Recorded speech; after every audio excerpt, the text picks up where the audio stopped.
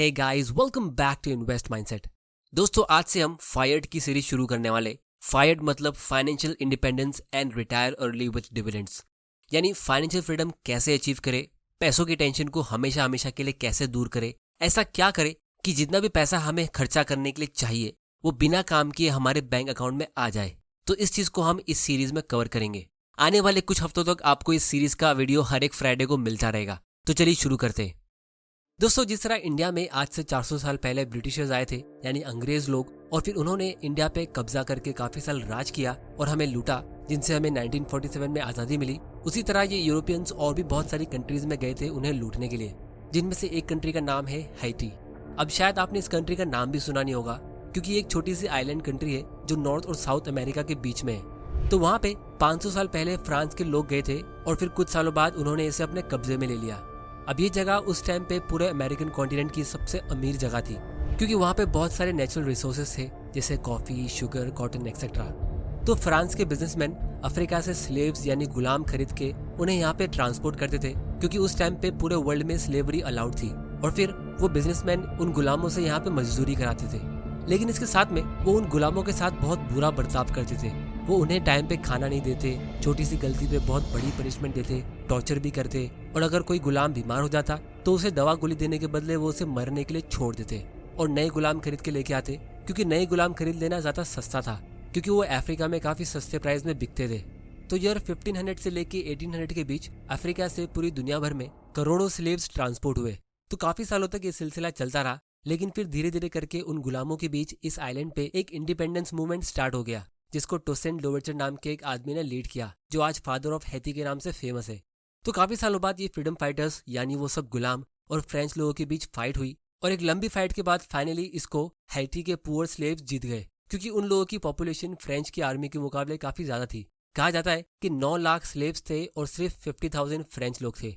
तो जब वो black slaves war of independence जीते, तो उन्होंने एक एक फ्रेंच, यूरोपियन और गोरे लोगों को ढूंढ ढूंढ के बहुत ही बुरी तरह टॉर्चर करके मारा। फिर चाहे वो औरत हो या कोई बच्चा, उन्होंने किसी को भी नहीं छोड़ा, क्योंकि उनके साथ भी बहुत बुरा ट्रीटमेंट किया गया था। तो वो एक एग्जाम्पल सेट करना चाहते थे, ताकि फ्यूचर में कोई उनकी कंट्री में उन्हें लूटने ना आए। अब दोस्तों, ये 1804 की बात है, जब फाइनली हैती के लोगों ने सारे फ्रेंच लोगों को मार के उस आइलैंड से यूरोपियन लोगों का पूरी तरह नामो निशान खत्म करके अपनी इंडिपेंडेंस डिक्लेयर की। अब दोस्तों, आप लोग सोच रहे होंगे कि मैं आप लोगों को इस कंट्री की हिस्ट्री और उनके इंडिपेंडेंस के बारे में क्यों बता रहा हूँ, इसमें हमारे लिए इतना इंपॉर्टेंट क्या है।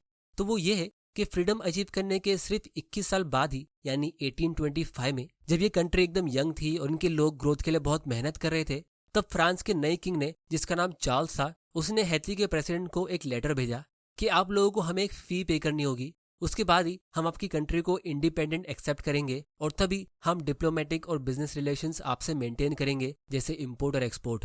मतलब इन शॉर्ट, फ्रेंच लोग पहले इस आइलैंड पे आए, वहाँ के लोगों को अच्छे से लूटा, उन पे बहुत ज्यादा टैक्स लगाया और बहुत सारे टॉर्चर किए। फिर उन्हीं के पैसों से उनसे पूछे बिना थोड़े बहुत रोड्स और प्रॉपर्टी बनाई, ताकि उसके जरिए वो उस आइलैंड से चीजों को आराम से अपनी कंट्री में ले जा सके।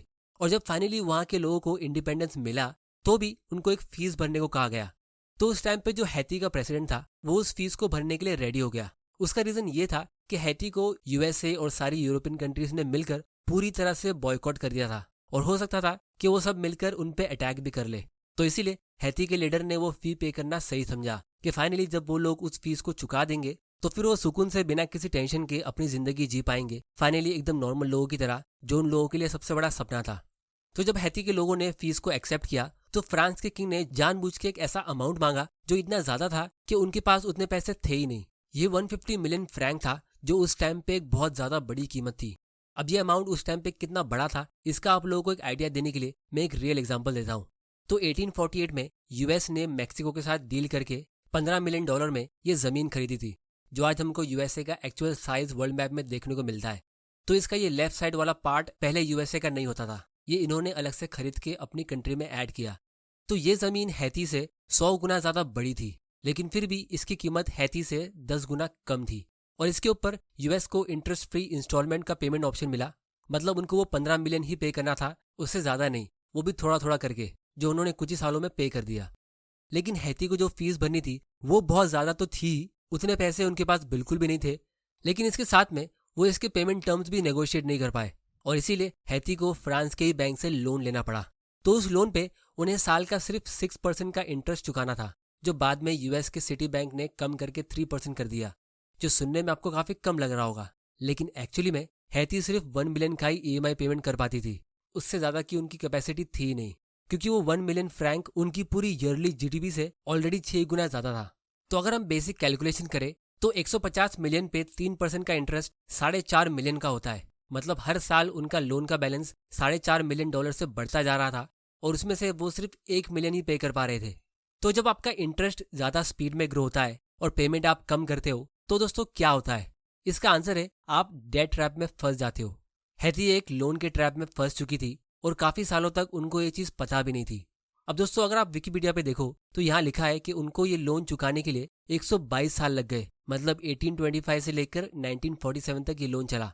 तो जब पूरी दुनिया में इंडस्ट्रियल रेवोल्यूशन आया और सारी यूरोपियन कंट्रीज ग्रो हो रही थी, तभी भी इन हैती के लोगों को अपनी ग्रोथ पे फोकस करने के बदले लोन ही चुकाना पड़ रहा था।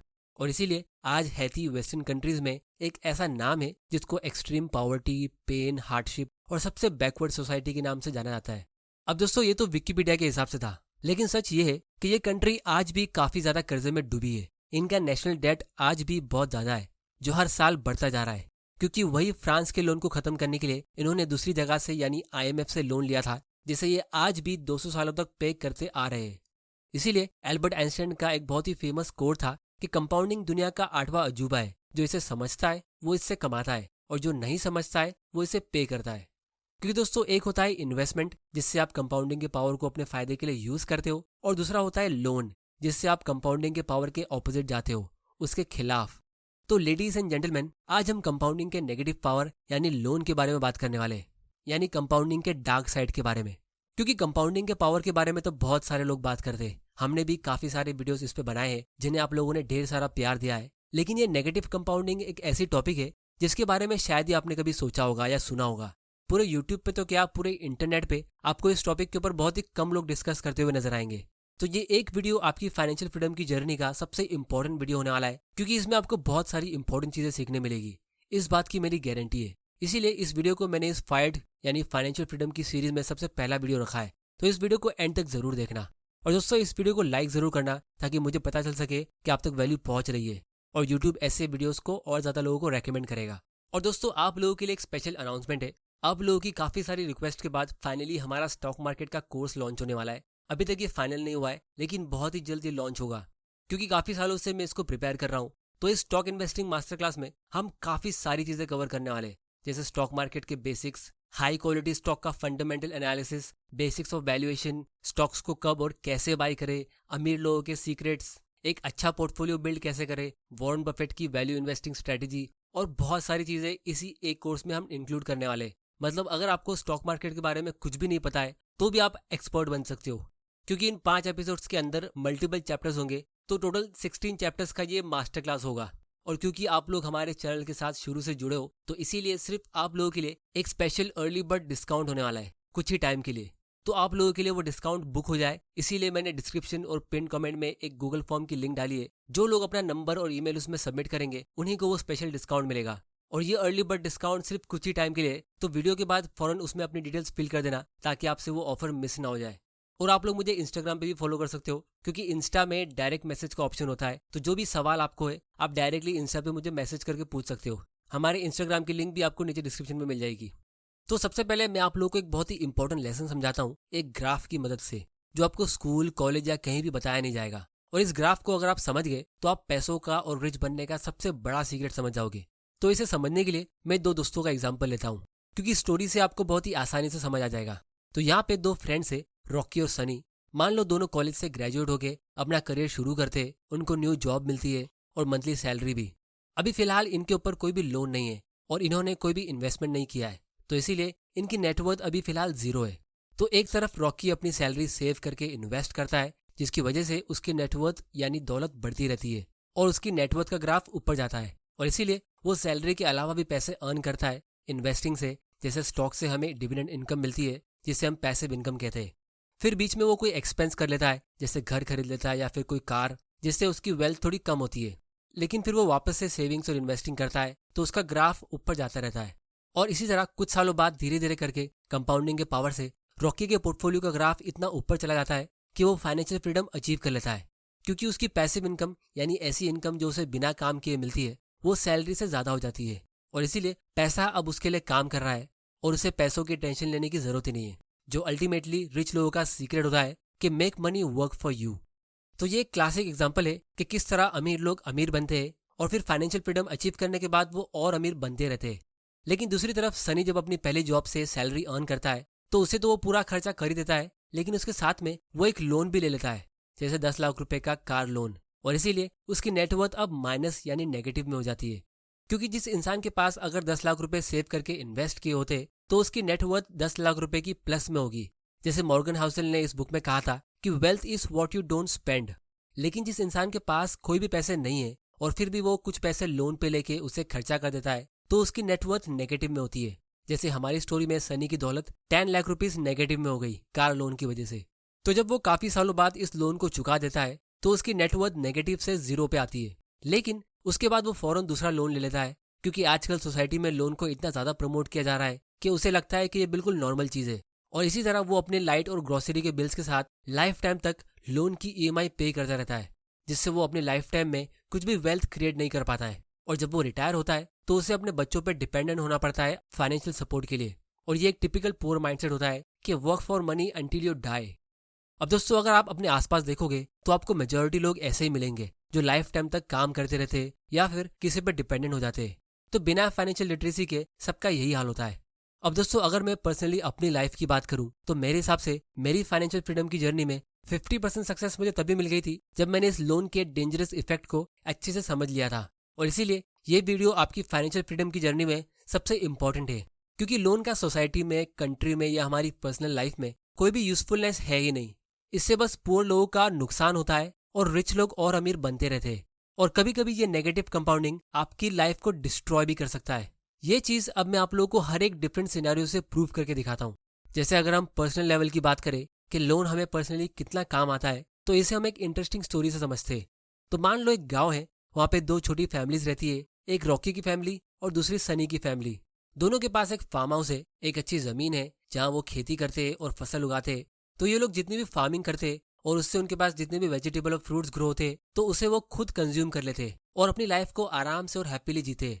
तो काफी जनरेशन से इनके डैडी और इनके ग्रैंड पेरेंट्स अपने ही खेत में फसल उगा के अपने खाने पीने का बंदोबस्त करते और इसी तरह सदियों से ये लोग अपनी लाइफ को एंजॉय कर रहे थे।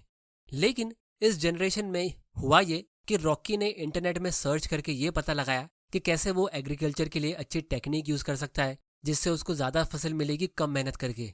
तो अब ये रॉकी की फैमिली इंटरनेट की मदद से न्यू टेक्नोलॉजी यूज करके ज्यादा फ्रूट्स और वेजिटेबल ग्रो करती है, जिसे वो मार्केट में जाके सेल करती है।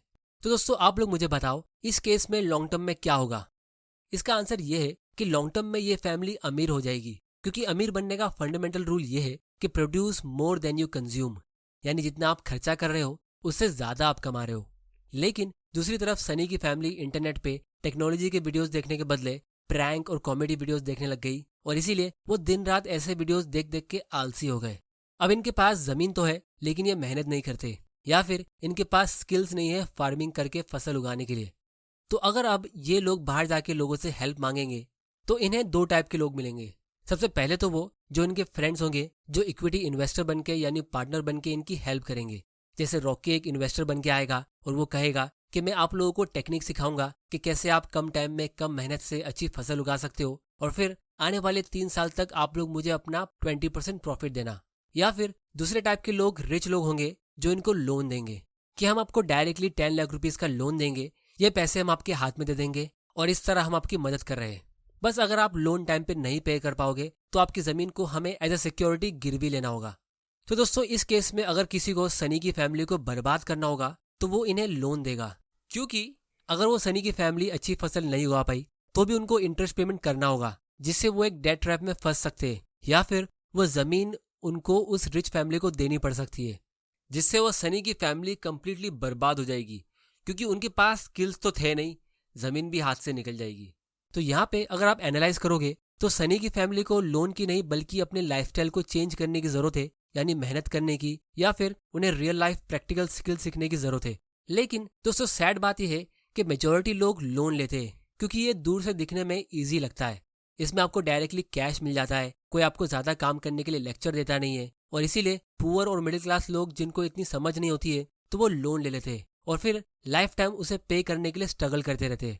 जैसे बहुत सारे फार्मर्स इंडिया में लोन लेके सुइसाइड कर लेते क्योंकि वो उसे पे ही नहीं कर पाते और उनकी ज़मीन भी चली जाती है।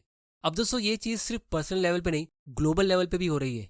डेवलप कंट्रीज जैसे यूएसए और यूरोप, अफ्रीका और साउथ अमेरिका के साथ यही कर रहे हैं। ये लोग उन्हें लोन दे रहे हैं जिससे वो रिच कंट्री और रिच हो सके और पावरफुल रह सके।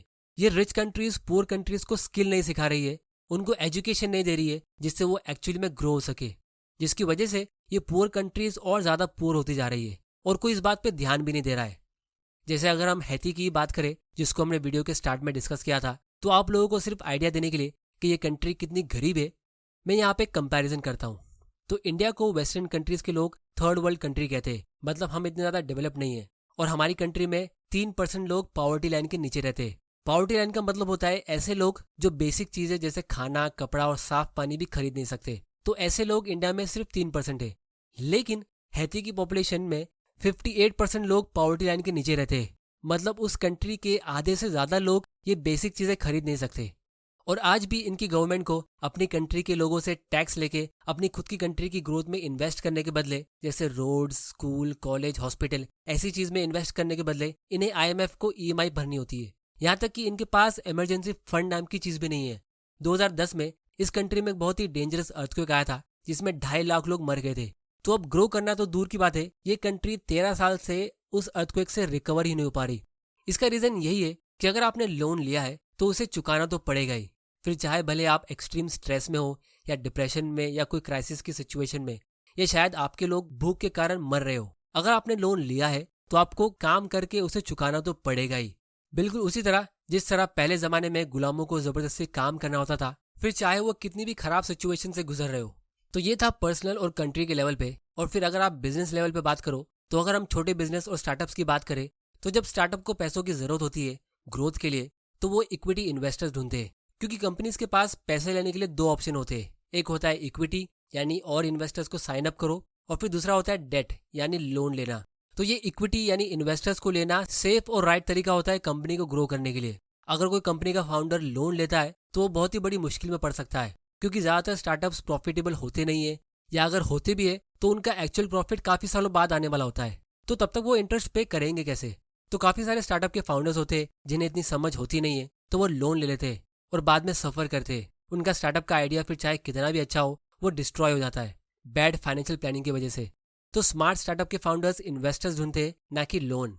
फिर अगर आप बड़ी कंपनीज की बात करो, तो स्मार्ट और सेंसिबल कंपनीज हमेशा डेट फ्री रहती है, या फिर बहुत ही छोटे से अमाउंट का लोन लेती है जिससे उनकी टैक्स सेविंग हो सके।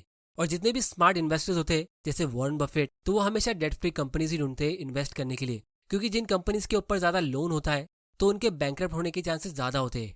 और बात सिर्फ बैंकरप्सी की नहीं है, जिन कंपनीज का लोन ज़्यादा होता है तो वो लॉन्ग टर्म स्ट्रेटेजी और इनोवेशन पे फोकस नहीं कर सकती, क्योंकि वो हमेशा नेक्स्ट मंथ और नेक्स्ट क्वार्टर में लोन कैसे पे करे उसके बारे में सोचती रहती है। तो बिजनेस लेवल पे भी लोन एक यूजफुल चीज़ नहीं है, और इसीलिए लोन का सोसाइटी में कोई भी यूजफुलनेस है ही नहीं। और यही रीज़न है जिसकी वजह से लोन ऑलमोस्ट सभी रिलीजन्स में एक बुरी चीज़ मानी जाती है, क्योंकि इससे सोसाइटी में रिच लोग रिच बनते हैं और पुअर लोग और ज़्यादा पुअर होते रहते हैं। इनफैक्ट 2004 की एनुअल मीटिंग में एक 14 साल के लड़के ने वॉरेन बफेट, जो मेरे हिसाब से दुनिया के सबसे स्मार्टेस्ट इंसान है फाइनेंस की दुनिया में, उनसे एक क्वेश्चन पूछा कि अगर आपको मुझे सिर्फ एक एडवाइस देनी है, just 1 piece of advice to young people, तो वो क्या होगी? तो वॉरेन बफेट कहते हैं, it will be just don't get into debt. तो दोस्तों कहने का मतलब ये है कि भले ही आज की तारीख में स्लेवरी बैन हो गई है और हर एक कंट्री इंडिपेंडेंट है, लोग भी इंडिपेंडेंट है, लेकिन फाइनेंशियली इंडिपेंडेंट नहीं है। और जब आप लोन लेते हो तो आप अपने प्रेजेंट के साथ अपना फ्यूचर भी सेल कर देते हो। रिच कंट्रीज और रिच लोग लोन को यूज करते हैं स्लेवरी के लिए और पावर में रहने के लिए, क्योंकि स्लेवरी का मीनिंग ही है कि a person who is forced to work for and obey another. तो लोन लेने वाले का यही हाल होता है। इसीलिए modern slaves are not in chain, they are in loan. Dave Ramsey, जो एक बहुत ही पॉपुलर फाइनेंस गुरु है, इस बुक के ऑथर भी है, वो कहते हैं कि लोन लेने से आपकी लाइफ का डायरेक्शन ही बदल जाता है। आपको लगता होगा कि आप वो चीज़ जैसे कार या कोई चीज़ खरीद लेते हो और आप उसके ओनर बन जाते हो, लेकिन एक्चुअली में आपके टाइम का कोई और ओनर बन गया है। क्योंकि जिस तरह मैंने पावर ऑफ कंपाउंडिंग के वीडियो में एक्सप्लेन किया था कि एक हाथी इतना पावरफुल होने के बाद भी जो एक झटके में किसी मजबूत पेड़ को जड़ से उखाड़ सकता है, वो अक्सर एक छोटी सी चेन में बंधे होते हैं। इसका रीज़न ये होता है कि जब वो छोटे होते हैं तब वो उसे तोड़ने का ट्राई करते, लेकिन वो इसे नहीं तोड़ पाते। तो कुछ टाइम बाद वो इस बात को एक्सेप्ट कर लेते कि वो इससे बच के नहीं भाग सकते। और फिर जब वो हाथी बड़े होते तो वो कभी भी भागने का ट्राई करते ही नहीं है, क्योंकि वो बात उन्होंने दिल से एक्सेप्ट कर ली होती है कि वो यहाँ से अब बच के भाग सकते ही नहीं है। तो इसी तरह जब कोई अपनी वेल्थ क्रिएशन की जर्नी में यहाँ माइनस पे होता है तो फिर वो अक्सर होपलेस हो जाता है, बिल्कुल नाउम्मीद, कि वो अमीर तो कभी बन ही नहीं पाएगा, फाइनेंशियल फ्रीडम उसके लिए एक सपना ही रह जाएगा। और दोस्तों, मैं नहीं चाहता कि आप में से कोई भी ऐसी सिचुएशन में आए। इसीलिए दोस्तों, इस चैनल के जरिए मेरा गोल सिर्फ स्टॉक की टिप्स देना, फिर कोर्स बेच के अपना जेब भरना नहीं है। मेरा गोल ये है कि मैं आप लोगों की फाइनेंशियल फ्रीडम की जर्नी में एक्चुअली में हेल्प करूं। और इसीलिए ये एक ऐसी टॉपिक है जिसके बारे में पूरे यूट्यूब पे कोई बात करता हुआ आपको दिखेगा नहीं, लेकिन ये एक बहुत ही इंपॉर्टेंट टॉपिक है जिसे आपको अच्छे से समझना है। तो अगर मैं अपने बच्चों को सिर्फ एक फाइनेंशियल एडवाइस दूंगा तो वो भी यही होगी जो बेंजामिन फ्रैंकलिन ने दी थी, कि रात को भूखे सो जाना लेकिन कभी सुबह कर्जे में मत उठना। क्योंकि अगर आपने लोन को अवॉइड कर लिया तो आप फाइनेंशियल फ्रीडम के गेम में पहले ही बहुत आगे निकल जाते हो। आप ठंडे दिमाग से लॉन्ग टर्म के लिए अच्छे फैसले ले पाओगे अपने करियर और अपनी लाइफ के लिए, ना कि जल्दबाजी में कोई गलत फैसला लोगे कि चलो पहले ये जॉब कर लेते हैं क्योंकि मुझे EMI पे करनी है, फिर आगे का बाद में सोच लेंगे। और आपकी क्वालिटी ऑफ लाइफ भी काफ़ी ज़्यादा इंप्रूव हो जाएगी सिर्फ इस एक फैसले से।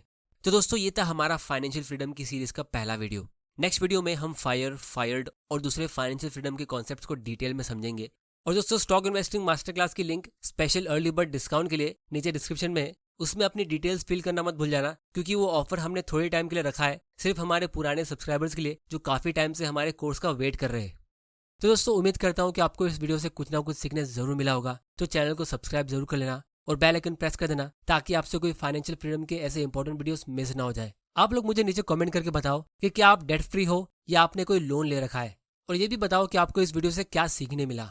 और इस वीडियो को शेयर करो अपने फ्रेंड्स और फैमिली मेंबर के साथ, ताकि उनको भी इस कंपाउंडिंग के नेगेटिव पावर के बारे में सीखने मिले। वीडियो पसंद आया तो इसे लाइक करो, नहीं पसंद आया तो डिसलाइक करो। आपका वैल्यूएबल टाइम देने के लिए thank you and good bye.